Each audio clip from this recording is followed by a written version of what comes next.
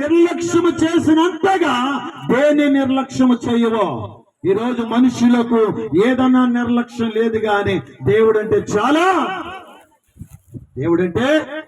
చాలా నిర్లక్ష్యం, చాలా అశ్రద్ధ. అసలు దేవుడంటే భయమే లేదండి. అలా ఉంటే దేవుడి కార్యం ఎలా పొందుకుంటామండి మనం? అలా ఉంటే దేవుడు మేలు మనకి ఎలా చేస్తాడు? ఎప్పుడుండి అప్పులు ఎప్పుడు ఉంటానే ఉంటాయి, ఎప్పుడుండి బాధలు ఉంటానే ఉంటాయి, ఎప్పుడున్న కష్టాలు చెప్పండి ఉంటాయి. దేవుడు ఎలా తీర్తాడు?